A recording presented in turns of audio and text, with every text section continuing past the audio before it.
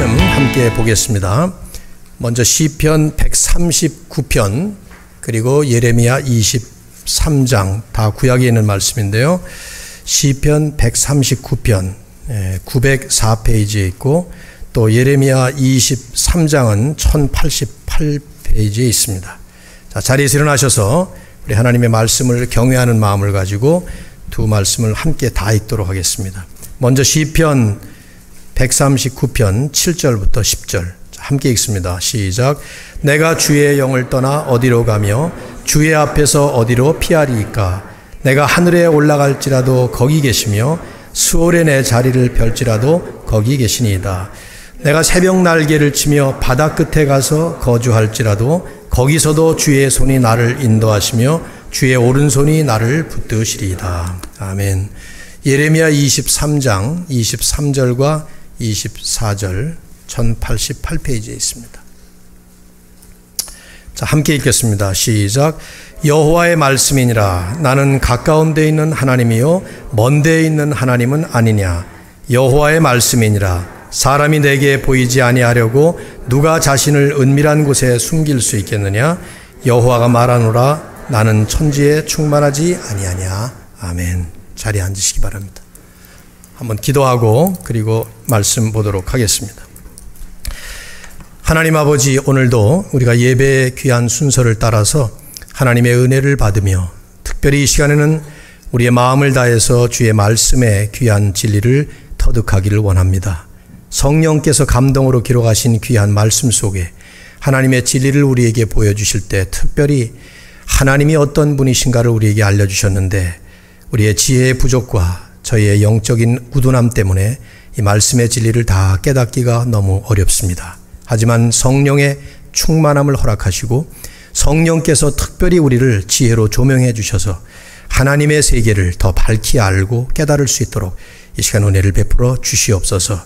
전하는 자의 무지한 지혜에 의존하지 마시고 하나님의 성령께서 우리 모두의 마음과 영을 깨우치사 귀한 말씀의 진리를 잘 터득해서 하나님을 더 깊게 바르게 잘 이해하고 깨달을 뿐만 아니라 우리의 삶에 더 하나님을 잘 모시고 높일 수 있도록 이 말씀의 축복을 더해 주시옵소서. 예수 그리스도의 이름으로 간절히 기도드립니다. 아멘. 아마 우리 시대의 복음주의 기독교계의 가장 존경받는 학자이고 저술가 중에 한 사람이라고 할 수 있는 J.I. Packer 교수께서 Knowing God, 하나님을 아는 것이라는 그런 책에 탁월한 저서죠. 한번 읽어볼 만합니다. 제8장에 The Majesty of God, 하나님의 위대하심이라는 그 장 속에서 오늘날 그리스도인들에게 아주 많이 결여된 지식 하나는 하나님의 위대하심이다. 그런 말을 하면서 그것이 바로 우리의 믿음이 그렇게 나약한 이유이고 또한 우리의 예배가 그렇게 조잡한 이유다. 그렇게 한탄을 했습니다. 그러면서 그는 오늘날 하나님은 개인적인 신, personal God이라는 점이 너무나 강조되고 있기 때문에 하나님을 마치 우리처럼 나약한 인간으로 혹은 부적합하고 비효과적이고 심지어는 pathetic, 아주 지겨운 그런 느낌마저 안겨주게 만들었다. 그러면서 하지만 그것이 성경이 우리에게 보여주는 하나님은 아니다. 하나님은 그는 말하기를 그 어떤 것에도 제한받지 않으시는 영원하시고 무한하시고 전능하신 분이다. Eternal, Infinite and Almighty God. 그렇게 역설을 하고 있습니다. 그분의 말이 사실이라고 저는 믿는데요. 그런 면에서 지금 우리가 함께 계속해서 나누고 있는 이 하나님의 비공유적 속성, 하나님만 가지고 계시는 그 고유의 속성들을 이해하는 것이 얼마나 소중한 일인지 잘 모르겠습니다. 참 소중하다고 생각되는데 물론 이제 그 본질과 그 차원이 우리 것과 너무나 다르기 때문에 우리가 충분히 이해하기에는 너무 버거운 과제입니다. 하지만 성경이 우리가 알 수 있을 만큼 성경에 계시를 해준 내용을 기도하는 자세로 또 정말 우리가 간절히 사모하는 자세로 묵상을 해나갈 때 분명히 우리는 하나님에 대해서 좀 더 바르게 그리고 좀 더 깊게 잘 이해할 수 있게 될 거라고 믿습니다. 지난주일에 우리는 하나님의 무한성에 대해서 성경이 말씀하고 있는 시간적 무한성, 즉 영원성에 대한 얘기를 함께 살펴보았습니다. 우리가 흔히 표현하는 무한하신 하나님, 즉 하나님의 이 무한성에 대해서 성경은 두 가지 각도에서 말씀을 하고 있다고 얘기를 드렸죠. 하나는 시간과 관련된 무한하심, 영원성이고요. 또 하나는 공간과 관련된 무한하심, 광대성 혹은 편재성이라는 말을 씁니다. 오늘은 지난 시간에 이어서 이 하나님의 그 공간과 관련된 무한하심, 두 번째 무한성, 하나님의 광대성 혹은 하나님의 편재성에 대한 얘기를 좀 나눠보려고 합니다. 잘 우리가 쓰지 않는 말이죠. 광대성, 그것도 그렇고 편재성, 영어 단어도 immensity, omnipresence 이런 말은 흔하게 쓰는 일반적인 용어는 아닌 것 같아요. 그러나 이제 성경적인 많은 그 내용들을 함축성 있게 표현한 좋은 용어라고 생각이 됩니다. 우선 이제 이 뜻에 대해서 성경적인 정의를 내려본다면 간단하게 이렇게 말할 수 있어요. 하나님은 모든 공간을 초월하신다. 그러면서도 모든 공간 안에 현존하신다 하는 것입니다. 우리가 살고 있는 이 모든 우주 공간을 초월하시는 분이 하나님이십니다. 그 위에 계시다 이 말이죠. He is above all things, 그 말이에요. 그러면서 동시에 이 모든 공간 속에 현존해 계시다. He is present in all things, 그 말이죠. 어떻게 보면 약간 이율배반적인 느낌을 주는 말입니다. 두 가지 내용이 포함되어 있어서 용어도 두 가지 용어를 함께 우리가 사용을 합니다. 하나는 하나님은 모든 공간을 초월하신다. 어떤 공간에도 제한을 받지 않으신다 하는 뜻에서 광대성이라는 말을 쓰고 있고요. 또 하나는 모든 공간 안에 현존하시고 그 안에 임재해 계신다 하는 뜻에서 편재성이라는 말을 씁니다. 아마 젊은이들 같으면 영어 단어가 훨씬 더 맞을 거라고 생각해요. 이 두 용어는 한 가지 같은 면을 두 가지 다른 각도에서 표현하고 있다. 그렇게 보시는 것이 맞습니다. 광대성은 하나님의 초월하심, 그리고 평재성은 하나님의 현존하심을 가르치는 것이죠. 성경이 이제 그렇게 이런 내용들을 우리에게 가르치고 있습니다. 우리의 관심은 하나님에 대해서 하나님 당신께서 직접 계시해 주신 하나님의 말씀의 가르침이에요. 그래서 그걸 하나씩 이제 우리가 좀 살펴봐야 되겠는데, 조금 이제 이 부분은 제가 이 용어들을 자막에 일부러 띄웠어요. 흔히 사용하는 용어가 아니기 때문에. 첫 번째로 하나님의 광대성, immensity에 대한 얘기입니다.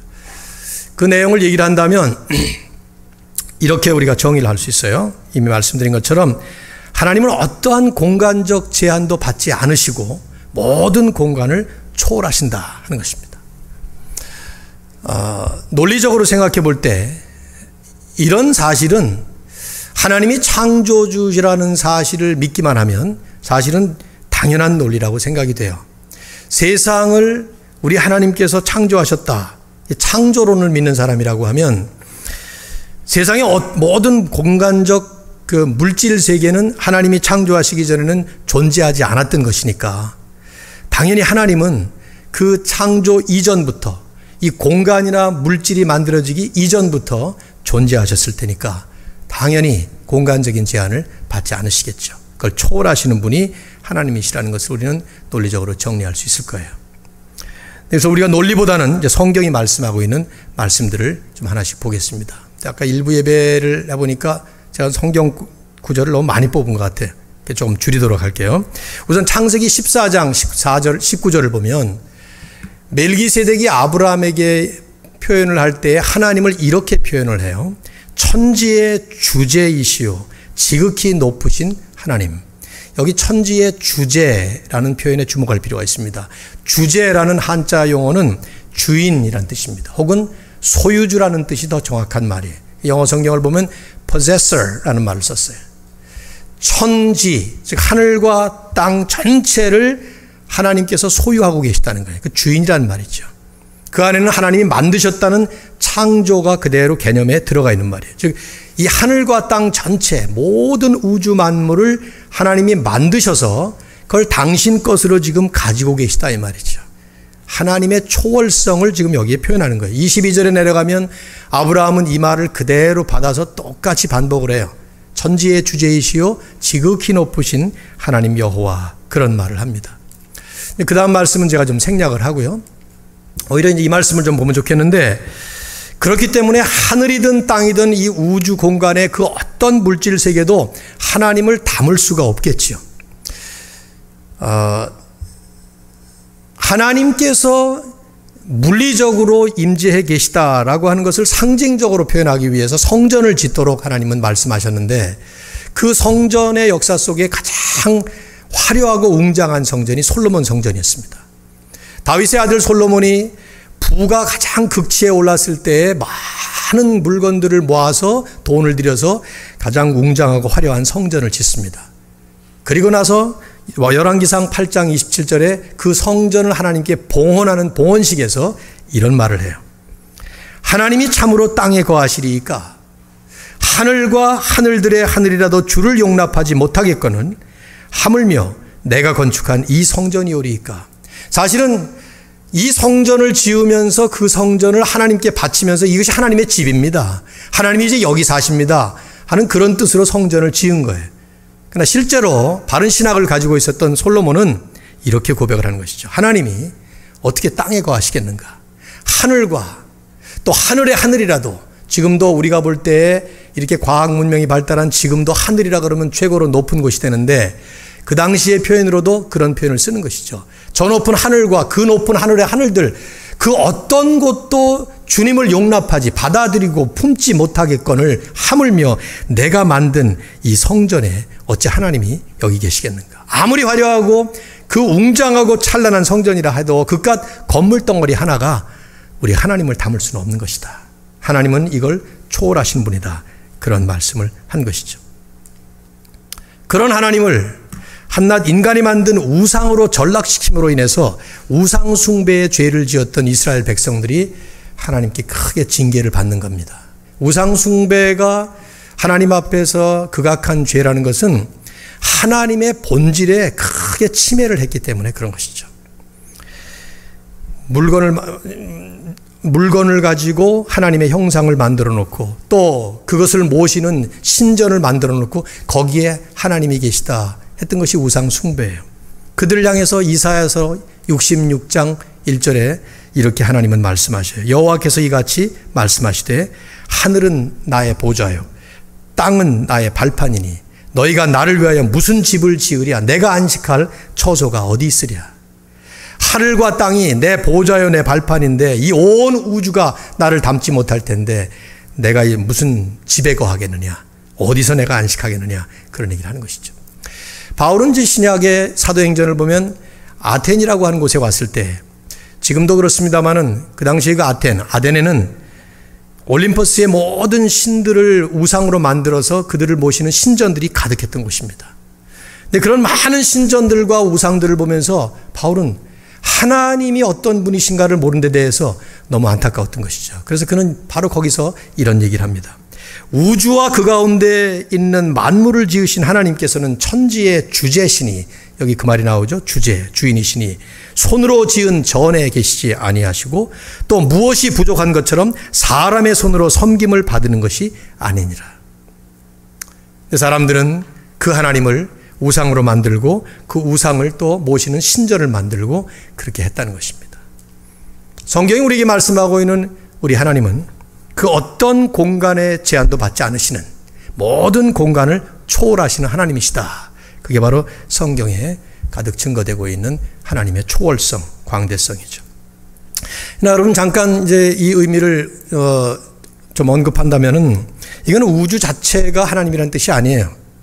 이 우주 전체에 하나님이 이렇게 쫙 퍼져 있다. 그런 뜻이 아닙니다. 그렇게 될 때 그건 여전히 하나님을 공간적으로 생각하는 것이죠. 그게 범신론이에요.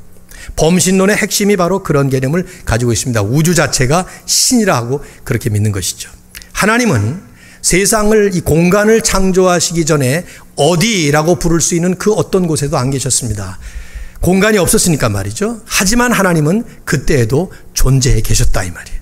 성경은 그렇게 우리에게 증거하죠. 즉 우리 하나님은 우리들의 생각이나 우리의 차원과 전혀 다른 존재, 전혀 다른 차원으로 존재하시는 하나님이시다 하는 것입니다. 두 번째 이제 성경이 가르치고 있는 것은 편재성이에요. 편재성의 의미는 하나님은 모든 공간을 채우시고 또한 모든 공간에 현존해 계시다 하는 뜻입니다. 만물을 초월하시고 어떤 우주 공간의 제한도 받지 않으시는 하나님이시지만 동시에 우리 하나님은 그 공간 속에 존재하시고 그 공간에 가득 우리 하나님께서 하나님의 전체 존재로서 whole being으로서 그 안에 계시다 이 말이에요. 성경이 자주 사용하는 용어가 충만이라는 말이에요. 예레미야 23장 23절 24절을 저희들이 읽었습니다. 자, 한번 다시 보시죠.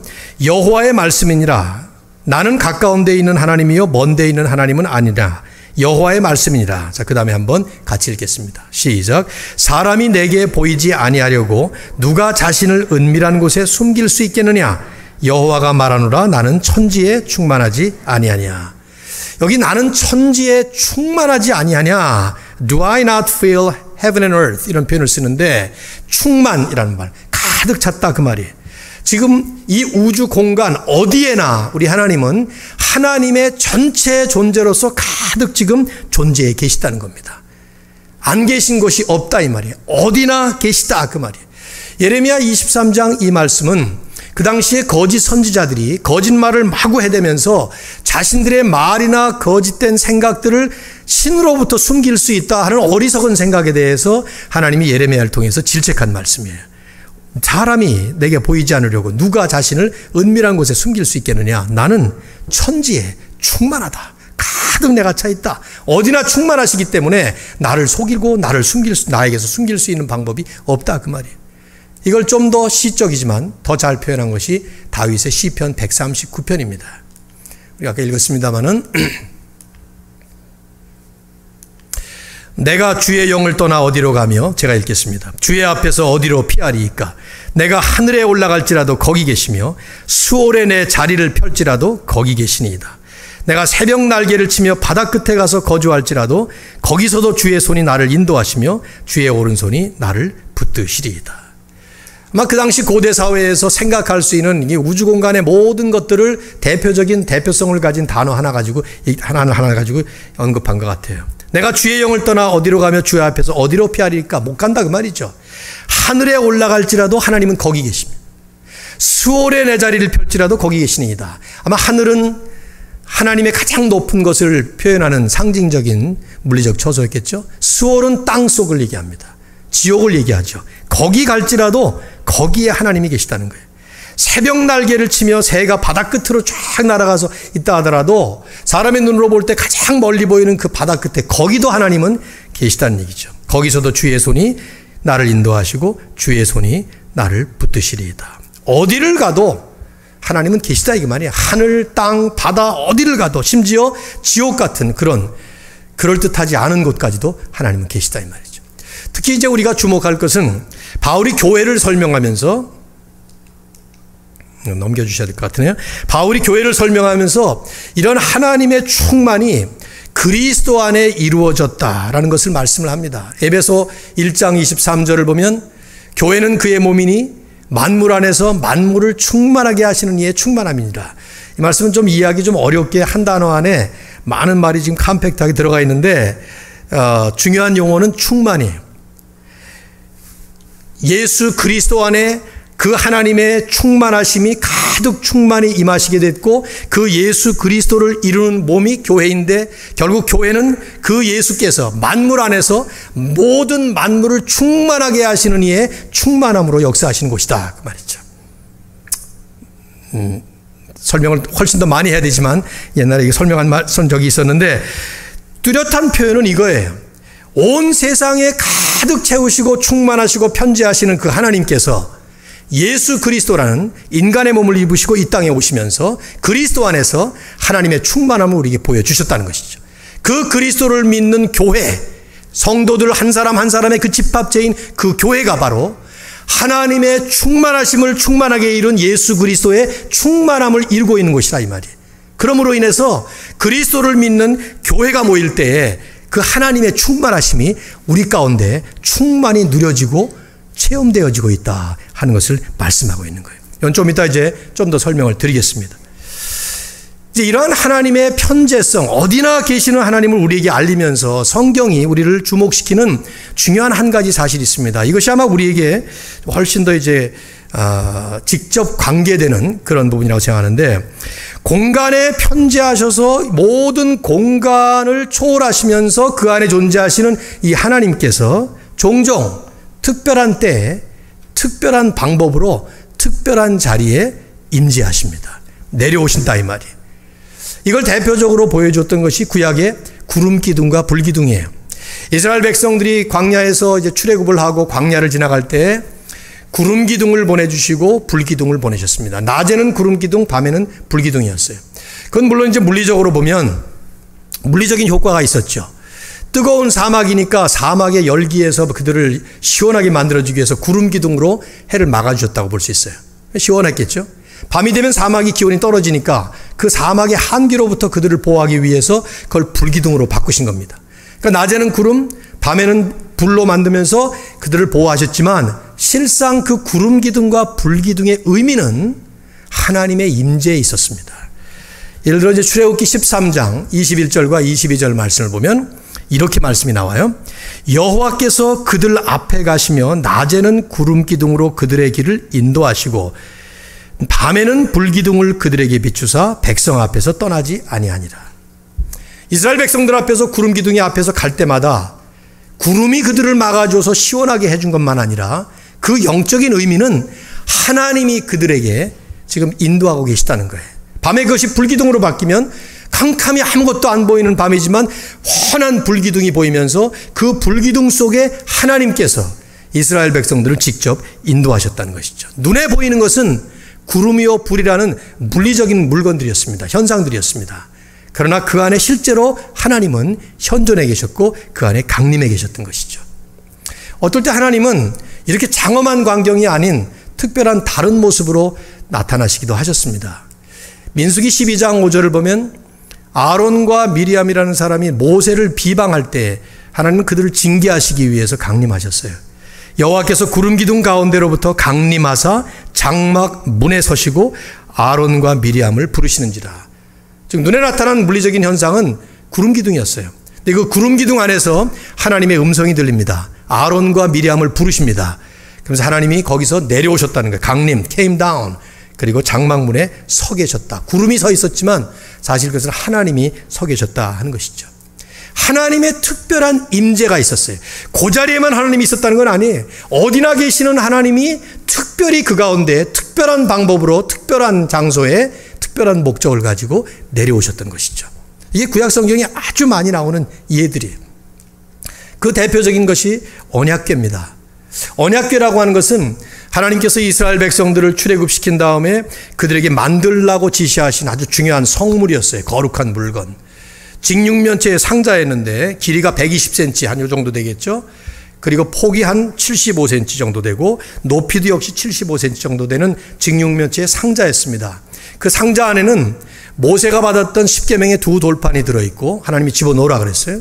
또 아론이 능력을 일으켰던 지팡이, 그것이 나중에 마른 지팡이에서 싹이 납니다. 싹난 지팡이, 그리고 그들이 광야에 40년 동안 먹었던 그 만나 조각, 떡 같은 과자 같은 걸, 하나님의 은혜, 하나님의 능력, 하나님의 축복을 상징하는 그런 물건들인데 그 언약궤의 이 상자의 위에 평평한 그 위에는 금으로 만든 그룹이라고 하는 천사 두 개가 이렇게 마주보고 있었어요. 그리고 그 가운데 자리를 영어로는 mercy seat, 우리말로는 속죄소라고 불렀습니다. 하나님은 바로 그 속죄소 위에 앉아 계셨다는 것이죠. 이게 이제 상징적으로 하나님께서 보여주신 거예요. 이 언약궤를 이스라엘 백성들이 장막을 짓고 이제 성소를 지은 다음에 성소 안에 가장 거룩한 성소, the most holy, holy of the holies라고 불리는 지성소 안에 1년의 대제사장 딱 한 번만 속죄일인 욤키포에 들어가는 그 지성소 안에다가 이 언약궤를 넣어두려고 한 것이죠. 그러니까 이스라엘 백성들은 하나님이 바로 그 언약궤의 속죄소 위에 앉아 계시다 이렇게 믿었던 거예요. 하나님께서 그렇게 말씀하신 것이죠.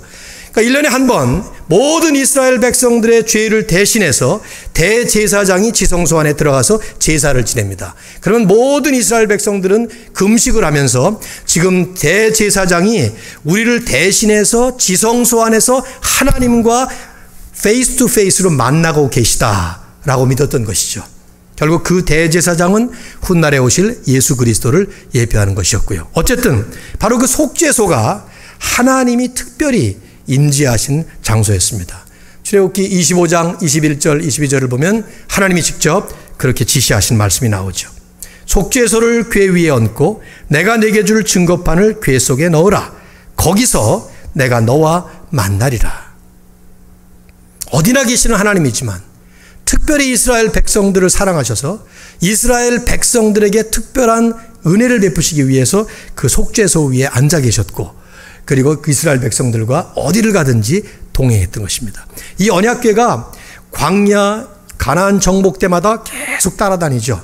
언약궤를 맨 제사장들이 그걸 가지고 요단강 철철 넘쳐 흐르는 강물에 탁 발을 닿으니까 그 강물이 딱 멈추는 제2의 홍해의 이적도 일어나고, 뭐 그런 역사들이 계속 나오는 것은 하나님이 어디나 계시는 만유의 주제로서의 하나님이시지만 특별히 이스라엘 백성들에게 이렇게 특별한 방법으로 특별한 임재를 하심으로 인해서 하나님의 특별한 나타내심을 보여주셨던 것이죠. 대부분의 경우가 그럴 때는 하나님의 백성들을 축복하시기 위해서 그런 거예요. 종종 징계를 내리시기 위해서 아까 미리암과 아론에게 등장하셨던 것 같은 그런 때도 있고 말이죠. 여러분, 이런 특별한 하나님의 그 임재의 대표적인 처소가 뭐냐 하면 바로 천국과 지옥이라고 볼 수 있습니다. 천국과 지옥에 대해서는 이제 따로 성경적인 정리가 또 필요한 이슈입니다만은 나중에 별도로 다루겠습니다만은, 여러분, 천국이 뭡니까? 천국이 지금 어디 있습니까? 이렇게 질문하면 성경적으로 어떻게 알고 계신가요?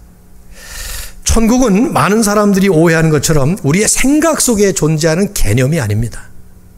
분명히 천국은 성경적으로 볼 때 공간적인 장소입니다. 우리 눈에 보이지 않아서 그래요. 그리고 하나님께서 하나님의 특별한 섭리에 따라서 안 보이게 만들고 계신 것이죠.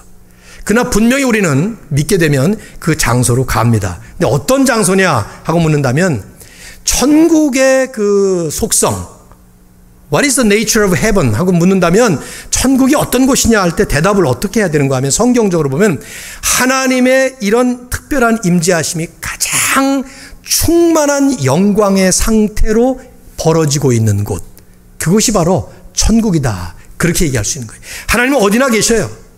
그러나 어디나 계시는 그 하나님이 특별한 방법으로 하나님의 그 충만한 영광의 상태를 끊임없이 이어가는 그렇게 일어나고 있는 그곳이 바로 천국이라는 것이죠. 우리가 가게 되는 천국은 바로 그런 곳이에요. 지옥은 어디냐? 마찬가지예요. 반대로 생각하면 돼. 하나님의 그 특별한 임재하심이 가장 충만한 분노의 상태로 계속 진행되고 있는 곳, 그곳이 바로 지옥이에요. 지옥에도 하나님은 계시단 말이죠. 아까 시편 139편에 다윗이 고백한 그 고백을 보면 내가 하늘에 올라갈지라도 거기 계시고 수월에 내 자리를 펼지라도 거기 계시니다. 하늘은 하나님의 보좌니까 아마 천국을 상징하는 표현이라고 볼 수 있겠죠. 수월은 지옥이라고 볼 수 있는 거예요. 천국이든 지옥이든 하나님 어디나 계시다는 거예요. 그러나 천국에서는 그 하나님이 특별한 모습으로 영광 충만한 것이 계속 진행이 되는 것이고, 지옥은 반대로 하나님의 충만한 분노가 계속 진행되고 있는 바로 그런 것이라는 말이죠. 장황하게 설명을 했습니다만 간단하게 요약을 하면 하나님은 천지에 충만하셔서 어떤 장소에나 계시다는 거예요. 하지만 하나님은 그 창조 세계를 초월하시면서도 그 창조 세계 속에 각각 다른 장소에 각각 다른 방법으로 특별하게 임재하시면서 다르게 행동하신다는 것입니다. 때때로 택한 백성들을 복주시기 위해서 임하시기도 하시고, 때때로 하나님의 특별한 징계가 필요할 때 하나님이 또 징계와 심판을 위해서 임하시기도 하시고, 물론 이제 그리스도께서 오신 이후에 더 이상 이런 하나님의 특별한 임재하심은, 강림하심은 계시 차원에서는 우리에게 일어나지 않는다고 봐야 합니다. 왜냐하면 그리스도 안에서 계시는 완성됐으니까. 하지만 하나님의 변함없는 본질적인 속성으로서 하나님의 그 광대성과 편재성, 하나님의 모든 천지의 충만하심은 여전히 지금도 계속된다 하는 것이죠. 자, 이제 우리는 이런 하나님의 속성이 우리와 어떤 관계가 있는가 하는 것으로 우리가 좀 정리할 필요가 있어요. 하나님이 모든 공간을 초월하시는 광대성, 모든 공간 속에 현존하시는 편재성을 가지고 있다고 했는데, 이런 하나님의 속성이 우리와 어떤 관계가 있느냐, 여러분에게 어떤 의미가 있느냐 하는 것을 질문해 볼 필요가 있는 것이죠. 저는 세 가지 차원으로 생각을 해봅니다. 첫째는 그리스도와 관련해서 우선 간단하게, 모든 공간을 초월하시고 모든 공간에 현존하시는 하나님께서는 예수 그리스도 안에 이미 충만하게 임재하셨고 지금도 그리스도 안에 충만하게 존재해 계신 것입니다. 우리와 하나님의 관계는 이제 삼위일체에 대한 말씀을 드리겠습니다마는 성부 하나님, 성령 하나님도 관계가 되지만 특별히 하나님과 우리의 유일한 중보자가 되셨던 그리스도 때문에 관계가 된 거예요. 만일에 그리스도가 안 계시면, 그리스도가 오시지 않았다면, 성육신을 통해서, 십자가를 통해서, 부활을 통해서 그리스도께서 그런 모든 역사를 일으키지 않았다면 하나님과 우리는 영원토록 분리된 상태에 있었을 겁니다. 그렇죠? 죄 때문에. 근데 그리스도 때문에 결국 하나님은 우리에게 오셨고 우리는 그 하나님에게 가게 됐습니다. 근데 이 하나님의 편재성이라고 하는 것이 어떻게 관계가 되느냐? 일단 그리스도 안에서 하나님이 충만하게 임재하셨다는 것을 기억하셔야 돼요. 그리고 그 그리스도 안에 지금도 존재하신다는 것이죠. 바울은 골로새 2장 9절에서 이 말씀을 간단하게 이렇게 말했어요. 그리스도 안에는 신성의 모든 충만이 육체로 거하고 계시다. 신성, 하나님의 divine nature, 하나님의 divinity가 충만하게 그리스도 안에서 임하고 계시는 바로 그분이 그리스도세요. 그래서 그 그리스도를 믿고 그 그리스도와 성도가 연합할 때, 그럴 때 우리 안에는 그리스도 때문에, 그리스도로 인해서 하나님의 충만하심이 우리에게도 축복으로 다가오게 되는 것이죠. 여기에 성령 충만한 삶에 중요한 포인트가 있는 거예요. 성령 충만한 삶에 일어나는 역사는 우리가 말로 형언할 수 없는 그 하나님의 충만하심이 우리 안에 이루어진다는 얘기입니다. 얼마나 놀라운 일인지 몰라요. 아까 교회는 그리스도의 몸이니 만물 안에서 만물을 충만하게 하시는 이의 충만함이다 하는 그것이 교회라는 집합체 안에 이루어지지만 한 사람 한 사람 성도 안에 이루어지는 거예요. 그러니까 그 말은 성도는 그리스도의 몸의 지체이니 하고 그 말을 바꿔도 돼요. 만물 안에서 만물을 충만하게 하시는 이의 충만함이 성도 한 사람 한 사람 안에, 그리고 교회 안에 그것이 이루어진다는 얘기죠. 그럴 때 이제 두 번째 관련된 것은 예배와 관련된 얘기예요. 하나님이 공간을 초월하시고 모든 공간에 현존해 계시다고 하면 결국 우리는 어디서나 하나님께 기도할 수 있고 하나님께 바른 예배를 드릴 수 있다는 것이죠. 하나님께서 어디나 계시다 하는 이 진리는 어디에든지 기도할 수 있고 어디든지 예배할 수 있다 하는 말이고요. 또 어떤 종류의 공간도 하나님을 담을 수 없다 하는 얘기는 하나님은 예배드리기 위해서 특별한 장소를 필요로 하지 않는다 그 말이에요. 왜냐하면 하나님은 장소에 제한되지 않는 분입니다. 다시 거듭해서 말하지만은 예수께서 메시아로 이 땅에 도래하신 그 이후 우리는 이제 새로운 언약 시대에 사는 것인데, 이 새로운 언약 시대에는 특별한 예배 처소가 따로 없다 하고 주님은 분명하게 예배의 핵심을 말씀하실 때 말씀하셨습니다. 사마리아 여인과 예수님께서 대화하시는 장면이 나오죠. 요한복음 4장에 보면 거기 이제 사마리아 여인이 묻습니다. 그들이 가지고 있었던 예배의 신학을 얘기를 합니다. 우리 조상들은 이 산, 그가 얘기했던 것은 그리심산일 거예요 아마. 사마리아 사람들이 그 이스라엘 사람들이 그 섬기고 있었던 그 성전의 자리를 회피했으니까 말이죠. 우리 조상들 사마리아 여인이 하는 말이에요. 이 산에서 예배하였는데 당신들의 말, 유대인들의 말은 예루살렘에서 예배한다 그렇게 말하더이다. 그러니까 예수님이 하시는 말씀이 여자여 내 말을 들으라. 그러면서 이렇게 말씀하셨죠. 이 산에서도 말고 너희들 산, 예루살렘에도 말고 너희가 아버지께 예배할 때가 이르리라. 그러면서 하신 말씀이 이 말씀이에요.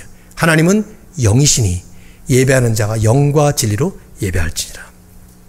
이 말씀은 영락없이 하나님의 영성, 스피리추얼리티와 또 편재성, 어디나 계시다는 것과 하나님의 그 지금 말씀 나누고 있는 이 무한한 광대성을 그대로 다 담은 현실적인 우리의 과제와 연결시키는 말씀이죠. 이건 우리의 예배와 관련이 되는데 하나님이 어디나 계시기 때문에 어디서나 예배 드릴 수 있다는 그 말과 또 하나 동시에 같은 말은 어떤 특별한 장소에서만 하나님은 예배를 받으시는 건 아니라 이 말이죠.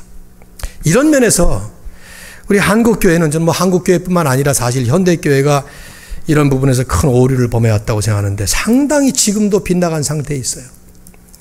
예배당 건물이 우상화된 이유가 무엇인가? 교회 건물이 저토록 크게 웅장하게 어마어마하게 이렇게 물론 그 안에는 교회 성장주의에 빠졌던 탓도 있겠지만 더 근본적인 것은 기본적으로 예배관, 교회관이 빗나갔기 때문에 그래요. 젊은이들은 기억 잘 모르겠습니다만은 요즘도 그런지 모르겠습니다만 저는 어려서 그 청년 시절까지 보낼 때 이 강단, 교회당 안에 특별히 이제 교회당 이렇게 문에 들어오면 항상 예배당 강단 이쪽이 안쪽에 들어있죠. 마치 지성소처럼 말이에요. 그리고 이 위에가 함부로 신발을 신고 못 올라오게 돼 있었습니다. 왜냐하면 물론 더럽히지 않기 위해서 그런 목적도 있었겠지만 더 큰 것은 여긴 특별한 곳이기 때문이에요. 여긴 마치 구약의 지성소와 같은 곳이에요. 모세가 신을 벗었어야 되는 호렙산 같은 그런 곳이라 이 말이죠. 저는 나름대로 그렇게 경건한 마음을 가지고 정성스럽게 그런 제스처를 했다는 것에 대해서는 상당히 좀 가혹하다고 생각해요. 그러나 신학은 분명히 잘못된 신학이었어요. 하나님이 이곳에 계신 거 아니에요. 하나님은 어디나 계십니다. 심지어 이 건물도 하나님이 계시는 곳이라고 말하면 안 돼요. 우리 한 사람 한 사람 안에 성령이 임해 계셔서 여러분 한 사람 한 사람이 예수 그리스도를 분명히 구세주와 주인으로 믿고 계시는 분이고 성령이 여러분 안에 계시다면 성령이 거하시는 성전입니다. 고린도전서에 분명히 그렇게 말씀하죠. 너희 몸이 성전이다. 왜 우리가 음란한 짓 간음을 행하면 안 되느냐 할 때 바울은 성전인데 성전을 그렇게 더럽히면 안 된다 하는 말씀을 해요. 그 성전 우리들입니다. 그리고 우리가 성전인 이유는 예수께서 성전이시기 때문에 그렇습니다. 이 말씀을 좀 길게 사실은 설명할 필요가 있는데요. 시간이 없으니까 짧게 그냥 얘기를 한다면 구약시대에는 성전에 가서 예배를 드렸습니다. 제사를 드렸어요. 근데 왜 지금은 그렇지 않느냐 할 때 우리는 성전과 지금 새신약 시대, 새 언약 시대의 그 관계를 잘 이해를 하셔야 돼요. 구약의 성전은 앞으로 오실 메시아를 지향하는 사인이었어요. 그 사인은 계속해서 오실 그분을 실체를 가리키는 거 있었는데 성전은 사인이었고 그 실체는 예수님이었습니다. 그래서 마태복음 12장 6절에 보면 예수님은 당신을 가리켜서 성전보다 더 큰 이가 여기 있다. 자기를 가리킨 말씀이에요. 실제로 요한복음 2장을 보면 예수님은 그 어마어마한 헤롯 성전을 보면서 이 성전을 헐어버려라. 내가 3일 만에 다시 지으리라. 이런 말씀을 했어요. 그 말 때문에 결국 그것이 죄목이 되어서 예수님을 십자가에 못 박는 일까지 가게 됐던 것입니다. 성전 모독죄였기 때문에. 그러나 정작 그 성전은 예수님이 헐어버려라 하고 했던 그 성전은 예수님의 몸을 가리키는 말이었어요. 실제로 요한은 거기다가 코멘트를 달고 있죠. 그러나 예수는 성전된 자기 육체를 가리켜 말씀하신 것이었더라. 즉 당신의 몸이 십자가에 달려 죽지만 사흘 만에 다시 일어나서 부활할 것을 상징하는 말씀으로 그렇게 말씀하셨던 거예요. 구약의 성전은 그리스도를 뜻하는 상징물이었죠. 주님이 오심으로 인해서 이제 그 성전은 완성된 거예요. 그 예수께서 성전이시고 그 예수 안에 하나님이 충만하게 임해 계시고 그 예수님을 믿는 모든 성도들 한 사람 한 사람이 성전이고 그 예수님을 믿는 모든 성전된 그리스도인들 한 사람 한 사람의 모임인 집합체인 교회가 바로 진정한 교회인 것입니다. 건물은 그 교회가 모이는 건물이에요. 근데 한국교회는 이 건물 우상화가 너무 심각한 상태까지 와 있죠. 9월 셋째 주가 되면 우리는 창립 기념을 하면서 피크닉을 갈 겁니다.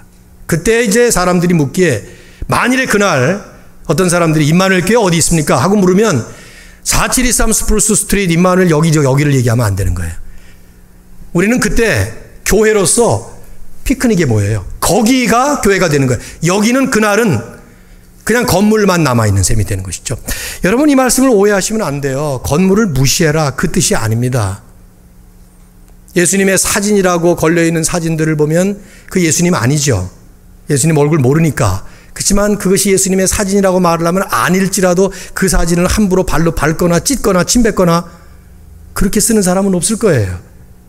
마찬가지로 이 건물 자체가 교회가 아니라 하더라도, 교회가 모이는 장소에 불과한다 하더라도 함부로 건물을 활용하는 것은 아니겠죠. 이것은 교회 공동체로서의 모임에는 의미가 있습니다. 하지만 더 중요한 걸 지금 이 신학과 관련돼서 말씀을 드린다면, 하나님은 어디서나 그리스도의 이름으로 예배를 드릴 때, 심지어 혼자서 드리던, 성경에는 두세 사람이 그리스도의 이름으로 모이는 곳에 언제나 함께 하신다는 그 분명한 약속을 하셨습니다.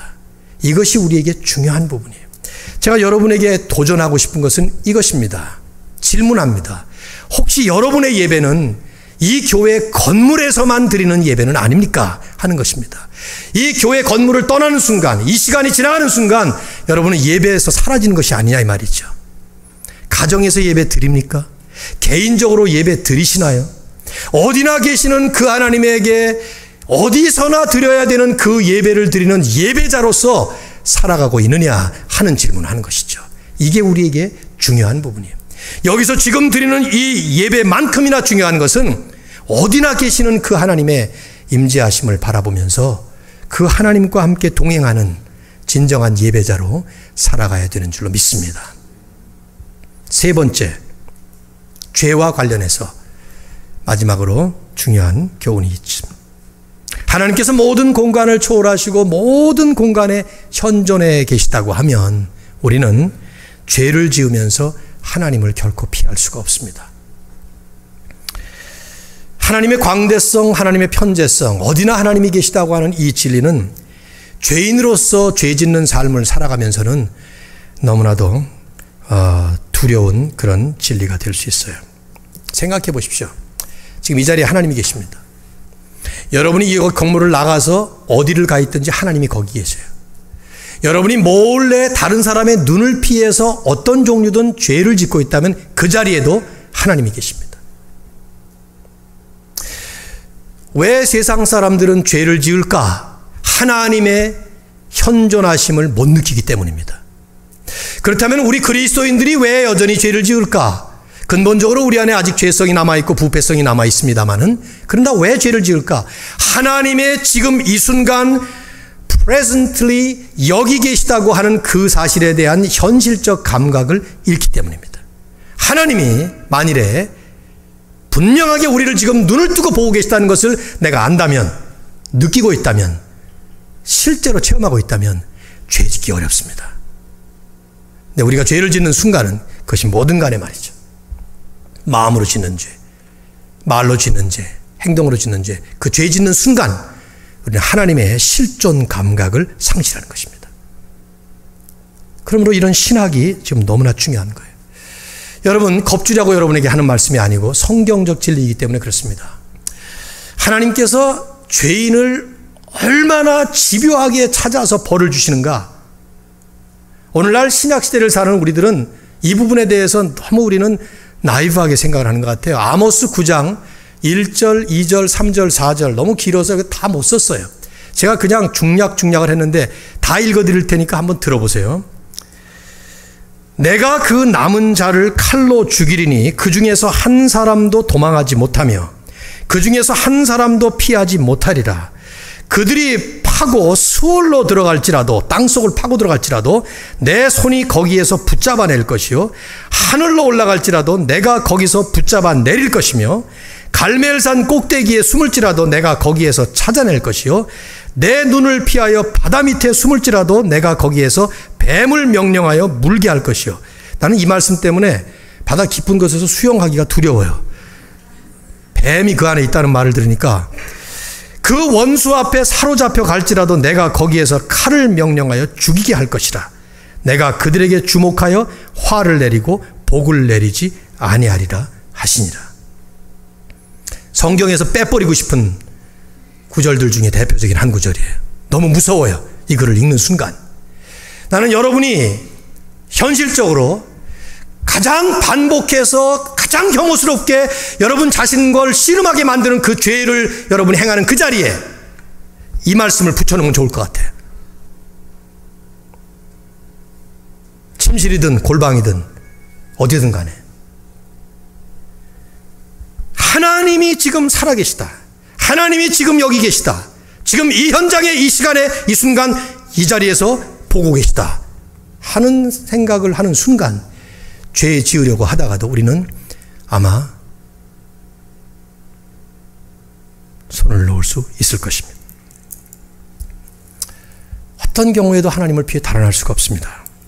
종교개혁이 일어날 때 그래서 종교개혁자들이 가장 많이 썼던 용어 가운데 하나가 라틴어로 코람 데오였습니다. 코람, in the presence of, 데오, 데우스, God, in the presence of God, 하나님 앞에서 라는 말이었어요. 물론 그들은 지금 우리처럼 이렇게 무시무시한 이런 내용 때문에 한 것이 아니에요. 하지만 그들의 이 코람 데오 속에는 하나님의 영광 앞에 살아야 될 우리의 인생의 당위성과 함께 그러기 위해서는 우리의 삶이 더 거룩해지고 더 성결해지기 위해서 하나님 앞에서 죄 지을 수 없다는 것, 죄 지어봐야 도망갈 수 없다는 것, 이런 모든 것들을 포함해서 루터나 칼빈이나 스윙글이나 이런 종교개혁자들은 코람데오, 하나님 앞에서 in the presence of God 라고 하는 말씀을 외쳤습니다.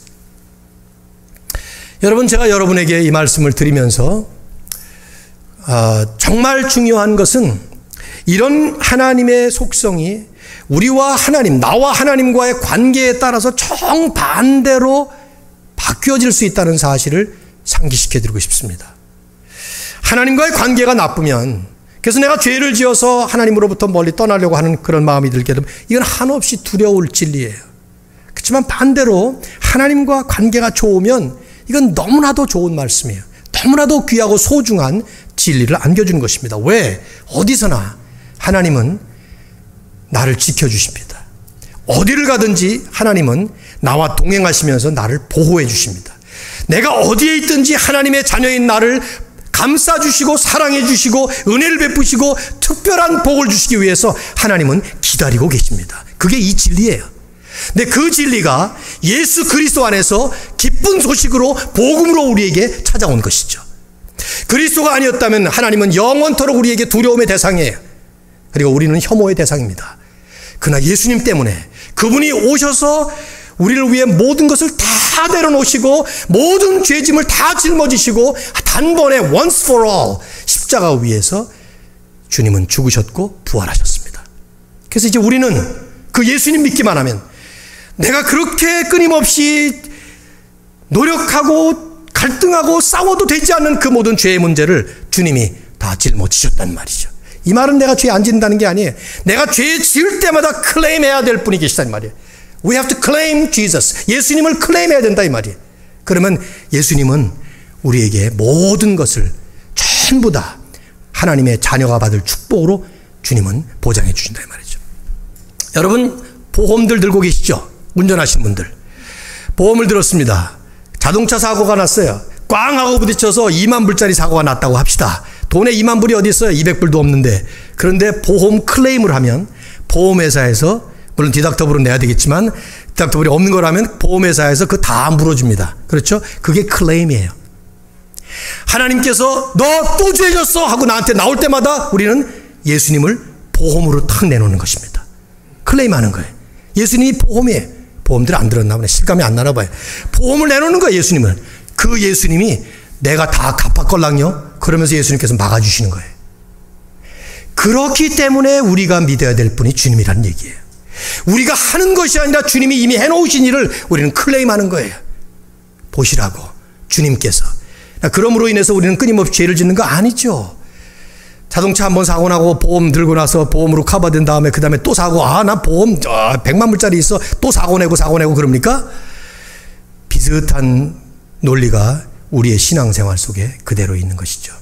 그 주님 때문에 구원받고 용서받은 우리는 더 이상 그런 죄를 즐길 수가 없어요. 반복할 수가 없습니다. 오히려 두려움의 대상이 아니신 축복의 대상이신 그 주님께서 어디나 계신 것을 기억하면서 우리는 끊임없이 그 주님 앞으로 나아가는 것입니다. 이 귀한 축복이 하나님을 잘 믿으시는 우리 모두에게 충만하게 함께 하시기를 주의 이름으로 축원합니다.